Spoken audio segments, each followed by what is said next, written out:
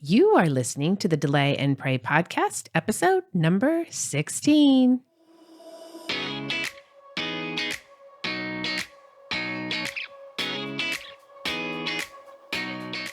Welcome to the Delay and Pray podcast, where certified Catholic and weight loss coach Beth Bubick teaches you how to permanently lose weight through spiritual fasting. Get ready to gain faith and lose weight through a joyful transformation of both body and soul. Now, your host, Beth, the Catholic fasting coach.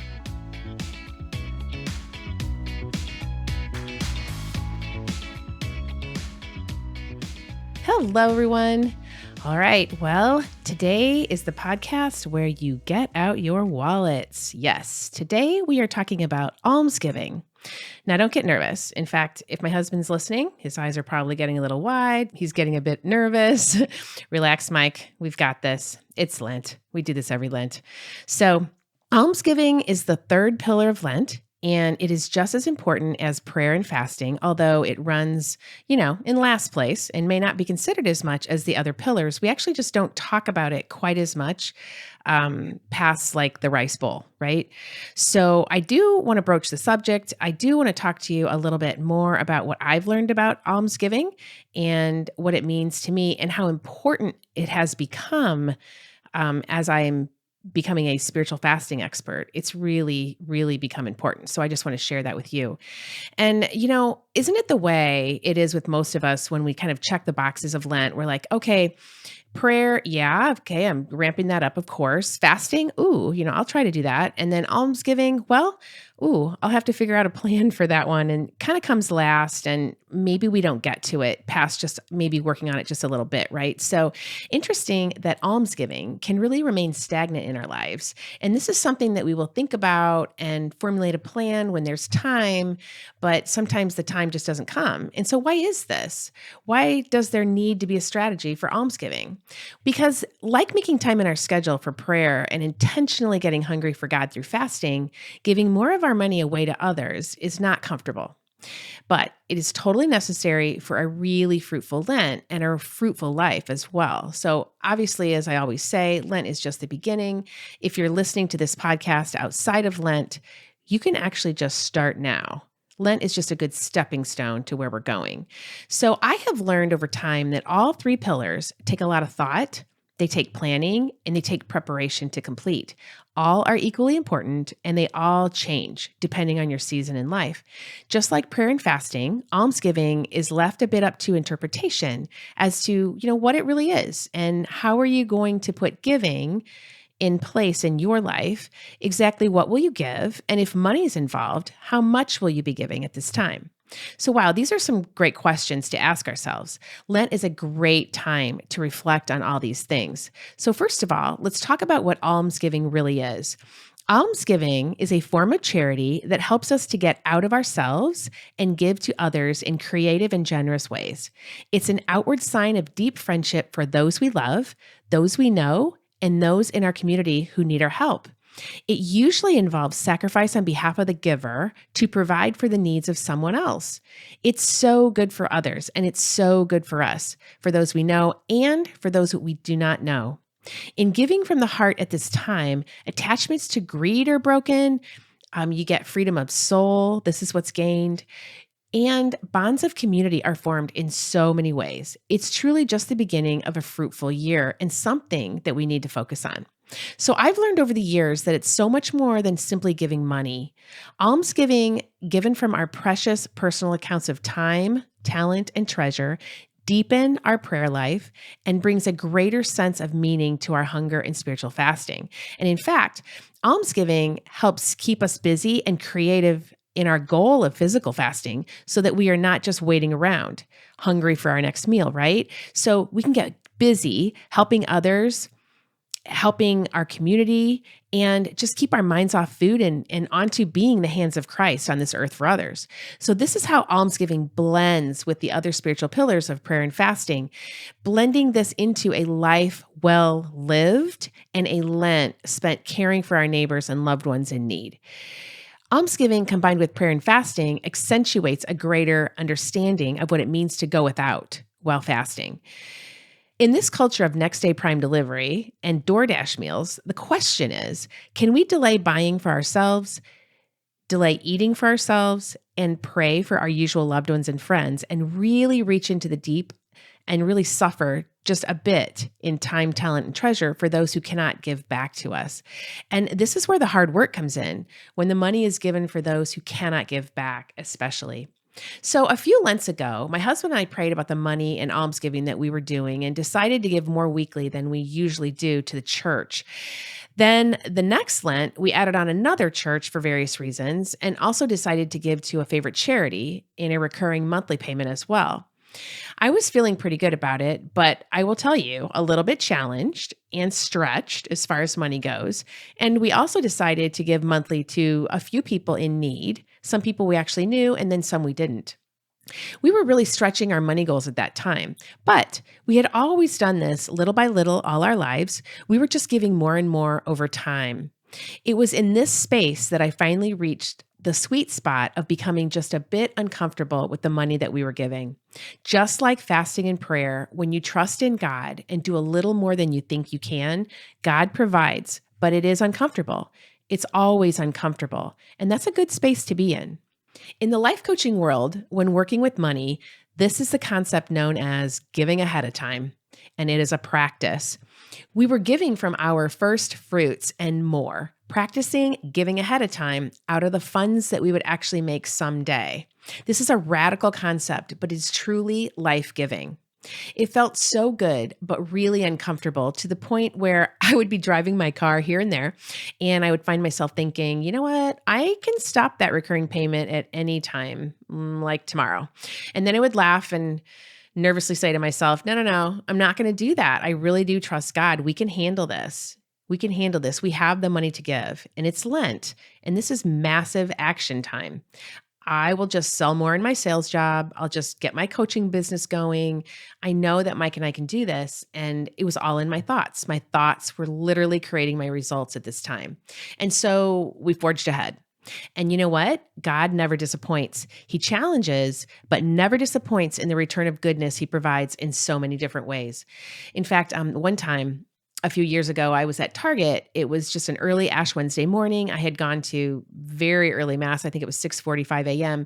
And it was early, and I stopped at Target to buy a few items. And so while I was checking out, there was a woman behind me, and she had, she only had 3 items. And this is too funny. I mean, she had like a gallon of milk. I saw a can, like a can of soup, and then what I thought was a little box of Jell-O. And so it's so funny. I was like, that's not very much. I'm just going to pick that woman's, I'm just going to pick this up for her, this, all her items. And so when it was time to pay, I asked the woman if I could just pay for her items. And she said, no, you don't have to, but oh my gosh, that would be so nice. And so I told her I would do it. And then the cashier rung the items up on my credit card. Well, the funny thing is I let out this nervous laugh because the little box was not Jell-O. It was a $78 ink cartridge. Oh my goodness. I thought to myself, the Lord really wants to stretch me and my money. And it's so funny. I sort of put a limit on how much I was going to give. And he expanded that limit. And you know what? I was actually feeling kind of uncomfortable, like, oh my gosh, why did I do that? I walked out to the car and I was kind of second guessing myself. Did I do the right thing here? And what's so interesting is that as I was putting my items into my car, the woman actually followed me out, thanked me again, and really gave me the story that she was in desperate need and she wasn't sure she could afford that ink cartridge, but she needed it so badly for her daughter. And just the fact that I was there to pay for that for her was so inspiring to her. And she was so thankful. And she had tears in her eyes. And I just thought, oh my gosh, I'm so glad that I followed this prompting from the Holy Spirit to pick up her items. What I thought was really small that I could afford, the Lord stretched it out a little bit. I could still afford it. And it helped my neighbor so much. And I will never forget it. It helped me probably more than her to just stretch my heart and to learn to go farther than I think I can go. So I just want to let you know that God prompts us all the time to pray, fast, and give. And the question is, do we answer? Because in my life, I know that He wants all of me. He wants my money. He wants my food, my hunger, my time. He wants my honesty, and most of all, my heart. And I don't always answer, but I try really hard and I try to listen with the ears of my heart a lot more these days since I've been spiritually fasting. We have always prayed and we have given just enough many times. What I think sometimes is a lot, actually, over the years.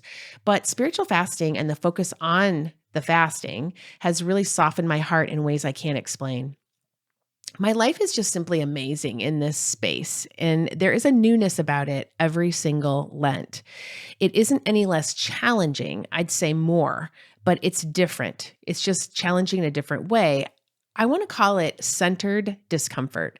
This is the type of redemptive suffering, a sort of divine charity that is so freeing and filled with trust in God that you just want to go to a tiny bit farther place in your efforts. I read something in the Magnificat in 2021 that I kept, and I wanted to share it with you now. It was during Lent in February of that year, and it went like this, quote, "When divine charity has taken possession of our hearts, that is, when we have been called to repentance and healed by the divine physician himself, our strength is renewed, breaches are repaired, and ruined homesteads are restored. In short, all our internal divisions and conflicts are healed. When Christ calls us to follow him, we need not fear letting him know what ails us, for he only wants us to delight in the Lord. So he knows what our conflicts are. He knows what needs healing. What was ailing me years ago that I didn't even think about was greed, gluttony, and sloth. And in many ways, those vices still plague me just a little bit as I whittle them away over time. Before adding spiritual fasting to my life, I was a little frustrated as to how to eradicate these vices, and I could feel them and I was confessing them. Well, spiritual fasting became the answer.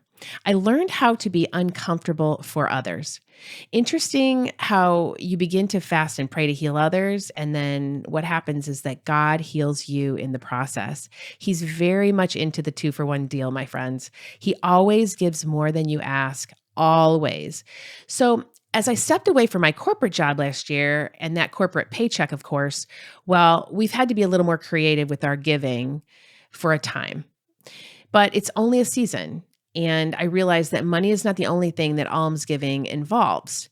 So we all go through seasons and we have to be creative every single Lent to start off the year of how we're going to give to others. So besides giving of your treasure, your bank account, really concentrating on almsgiving as time, treasure, and talent can prompt important questions. Those questions are this: what do I really need? Am I consuming too much? Am I providing human connection inside and outside of my church community, and the wider community in general? Am I utilizing Lent as an opportunity to see the impact that works of charity can have on others through my love and abundance offered for them? These are all the things that I struggle with and I think about. Struggling with my own ego, which is my own selfishness. My first thought of almsgiving is really about money. But although giving money is really important, there is so much more, including money. So if I'm looking for transformation in Christ, how much am I willing to pay for that in time, talent, and treasure? This reminds me of the rich young man that asked Christ what else he could do in Mark chapter 10, verses 17 through 31. And Christ answered, and we know what the answer was. He said, "Sell all you have and follow me." And the rich young man walked away. And one of the most interesting lines of the story is this: Christ loved him and let him go. The Lord asks, the Lord loves us, and the Lord lets us decide. Do we walk away or do we follow him? And the thing is, he loves us either way, but what's better for us, what's better for him, is that we follow him. How much time, talent, and treasure will you give? He always lets me know all year round, but do I do it? And that's the hard part. I do hear him with the ears of my heart. How often do we negotiate with ourselves and with God? So we say, okay, Lord, I'll write you a check. Here you go. Are we good? Anything else? No. This I take to adoration. The anything else is what I take to adoration. What else, Lord? What else? How am I doing? And he always says, yeah, there is something else. Follow me. I need this talent. I need this part of your time. I need this much more of your money. And I try to follow him. It means rising to the level of my transformation through him. Transformation from the inside out comes at a high price in all three pillars: prayer, fasting, and almsgiving. So, how much is it worth to me? Everything. Everything. It's worth everything. He is asking for my time and the gift of my presence. He is asking me to slow down and love others with my body and soul. He is asking me to build others up with my speech and positive humor. He is asking me to relinquish my sarcasm and my negative humor that hurts people. He is asking me to consider the power of my spoken word and the little everyday moments that shapes the lives of those that I love and work with. These are the things I'm working on in Lent with my prayer, my fasting, and my almsgiving. He is asking for my silence and the giving of my heart in spaces where I really want to give advice and I just want to put the stake in the ground of my opinion that, you and I both know is 100% correct, right? Okay, not always. People don't need my opinion right now. Sometimes they just need my silence. He is asking me to consider what I truly need. And what do those around me truly need? What if all these people around me are just Jesus in disguise? I can still remember when my mom's father was dying, and that was my grandpa Kapsa, and my own father took me with him to his house as he went over to care for him and bathe him one evening. I waited at the kitchen table and I could hear their conversation. My grandpa was a hard and difficult man, and he was asking my dad for forgiveness as he placed him in the water. I can remember my gentle father just reassuring him, "It's all right, Andrew. It's really all right. You did the best you could. We do the best we can, Dad." That is the best example of almsgiving I've ever experienced. We're all doing the best we can. And sometimes, as in the case of my grandpa, sometimes his best was terrible.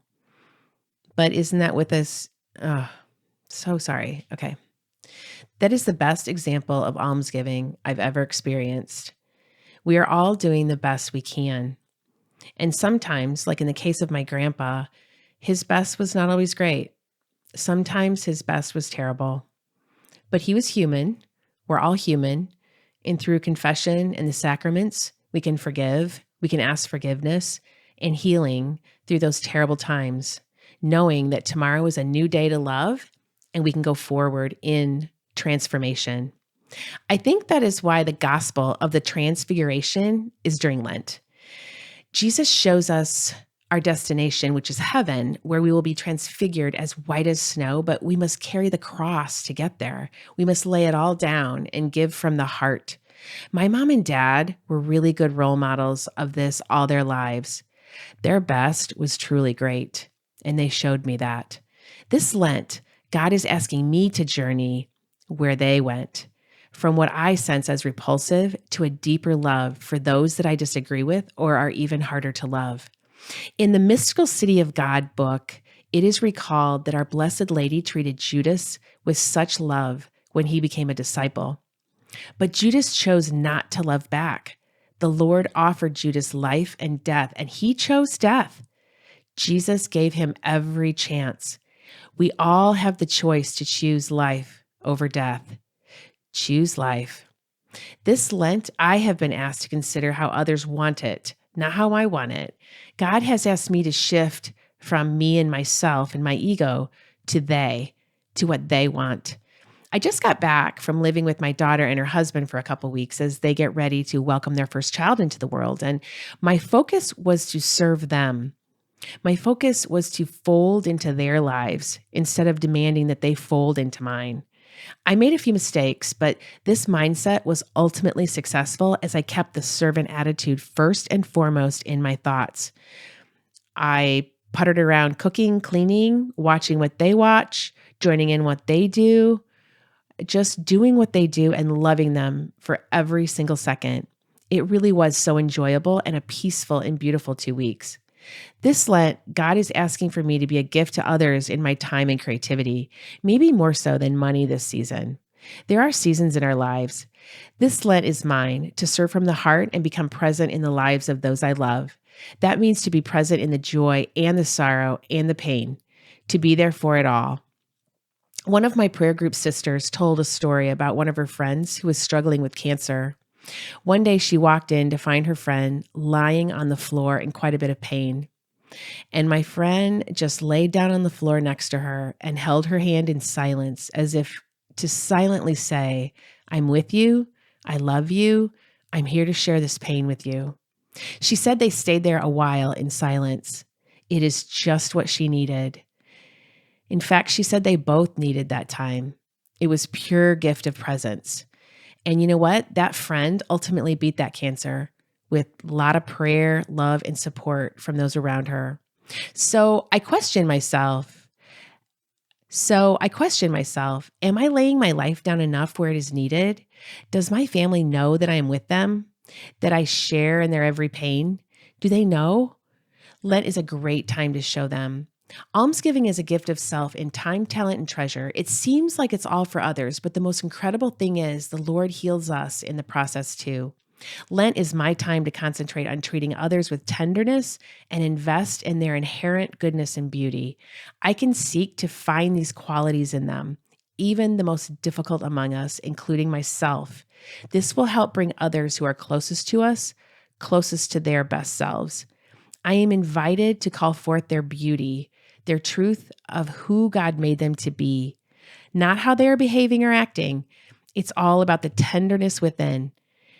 Can I seek it this Lent? That is the question for me. Jesus teaches me that when I am tender towards you, then you become tender towards yourself. Yes, this is the answer. And I will sell everything, Lord, to do that for my family. I will sell everything. You always show me how. What I've learned is not to wait until I'm ready or until the pieces are in place to give up time, talent, and treasure. You have to give ahead of time. I don't have fear when using prudence and maturity. I can do it now, ahead of time. I am mature. I know how to love. I want to use my maturity for a life of service to others, to surrender and sell everything and obey Jesus, who only takes what I have and then returns it 100-fold. This isn't speculation. It's just how God works. We invite him in and he does the rest. I give him my loaves and fishes and he does the work of multiplication. Let him in. Let him do it. Sell everything. He'll return it 100-fold. Let him help you determine what everything is. Go to adoration to find out what this is. It's different for everyone in every season. All you have to do is invite him and ask him, and he'll let you know. But like the rich young man, transformation costs. This is going to cost you. He'll take what you give him, even your junkiest parts of your time, talent, and treasure. No worries there. Remember, he loves your weakness. We have to start somewhere. And remember, we're all just doing our best. And sometimes our best is terrible, but it's a great place to start. And then off to confession we go to remedy that situation right away. So see, God has it all covered if you figure out how to give it away. This, I think, is almsgiving from the heart. I hope this podcast was helpful to you. If it was, please consider subscribing so that others will hear the great message of spiritual fasting. You know how much I love it, and I would love everyone to get back to the sacraments this year. Together, by delaying and praying, we really can change the world for the better, and I can show you how. Have a great week, my friends, and I will talk to you next week. May God bless you and keep you always. Hey, if you're interested in learning more about spiritual fasting and permanent weight loss, then come join my course, Delay and Pray. It's a 12-week guided course for weight loss through spiritual fasting. And you won't go through it alone either. I will be there to coach you every step of the way.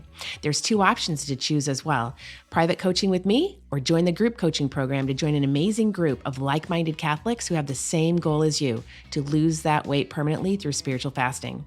Both options include the same amazing online course detailing what spiritual fasting is, how to do it, and all the tools you need to get you the results you're longing for. So head over to my website right now, thecatholicfastingcoach.com, and get the details on how to join. And don't forget to follow me on Instagram, Facebook, and LinkedIn as well to always get the latest daily information to keep you fasting, my friends. Can't wait to see you in there. May God bless you and keep you always.